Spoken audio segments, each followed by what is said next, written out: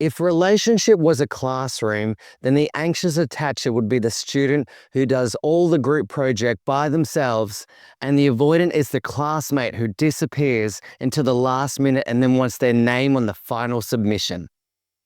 On my Instagram, I recently talked about how anxious attachers are relentless in relationships. They don't give up easily on their loved ones. No matter how much you discourage or disappoint them, they keep coming back. But even they have their limits. Even the most committed anxious attacher has a breaking point. And that moment is cinematic. The slow realization, the exhaustion, the growing awareness that this relationship, this endless inconsistency, feels like trying to grow a flower out of concrete. And at some point you just stop. It's not even dramatic. There's no breakup speech, no loud drama. One day they just wake up and stop caring. And in that moment, the anxious person detaches, quietly.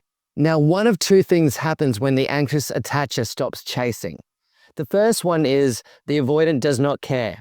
They don't make any effort to reconnect. They do nothing. In this case, the relationship ends. That's it, unfortunately. There's no closure or a happy ending or make the avoidant regret losing you. It's over, but this rarely happens. More often than not, the avoidant will almost always have a reaction to the anxious attacher's silence. This is where the second possibility comes into play, and this is what happens most of the time. The avoidant will suddenly start caring. The irony, the avoidant who has spent the entire relationship avoiding death suddenly wants reassurance. They want closure from you. Why did you leave? The moment the anxious person stops chasing, the avoidant wakes up in like a cold sweat. Wait, you mean I don't have a guaranteed source of validation anymore? And suddenly they're sending, I miss you texts at 2 a.m., hitting you with the classic, I know I wasn't perfect, but... And here you're like, you weren't even trying. It's like watching someone not water a plant for weeks, and then when it turns brown and the leaves fall off, and it goes dry, when it starts dying, suddenly they're drowning it in water, begging it to come back to life. Except, much like a plant, the anxious attacher is already past the point of revival. Now that they've finally walked away, the avoidant suddenly wants to fix things. It's not about love, it's about losing access. They're not coming back because they value the relationship. They're coming back because the constant supply of reassurance and emotional catering is gone. And the funniest part, they don't suddenly become emotionally available. The avoidant will never give you a genuine apology and promise to change their behavior. If they do it, I 100% believe you should give them a second chance. But the problem is they don't. They come back just enough.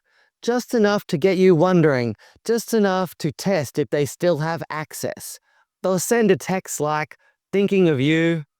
Just the right amount of interest to make you miss them, but not enough to make things clear. The closure is not real. When the avoidant comes back, it's rarely because they realize what they did wrong. It's emotional muscle memory.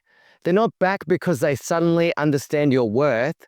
They're back because their comfort zone just got disrupted. And now they're scrambling.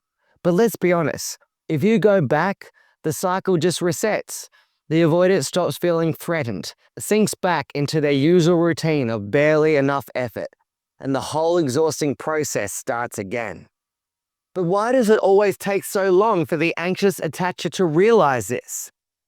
Because anxious attachers are emotional endurance athletes. They will run a marathon on purely willpower, desperately clinging to hope while the avoidant partner jogs half-heartedly for 5 minutes and then decides they're just not feeling it. And look, I get it.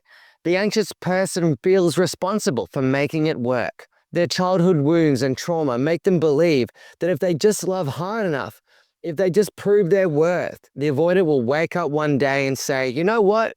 You're right. I appreciate what you do for us. But reality doesn't work like that. Avoidants don't respond to effort. They respond to absence. The real lesson here is boundaries. It could all have been prevented. Boundaries. That thing that anxious attachers struggle with because what if my boundaries push them away? Newsflash, if boundaries push them away, they were never staying. The anxious person fears that saying, hey, I need consistent communication will scare off their avoidant partner. But in reality, that's a good thing. Because if someone isn't capable of meeting your needs, you're just delaying heartbreak by keeping them around. When the anxious attacher finally stops chasing, something remarkable happens. They realize they actually have energy. They're not spending all their time decoding vague texts or waiting for someone to show up emotionally. They start to breathe. And the best part, they become way less attractive to avoidance. Because avoidants love anxious people for their pursuit. The moment you're not putting in all the work, the dynamic collapses. And here's where the avoidant has to make a choice. Do they do the work to be a real partner, or do they find someone else who will tolerate their half-hearted efforts? Sometimes they change, but most importantly, they don't. And that's okay. Because it was never the anxious person's job to change them. So if you're the anxious attacher, stop running the marathon alone. If someone isn't meeting your energy, put your shoes down, grab some popcorn, and watch them figure it out. If they don't chase, congratulations. You've dodged a lifelong emotional roller coaster. And if they do, make sure they're running for the right reasons. Not just because they miss the attention. Because real love, it's not about chasing.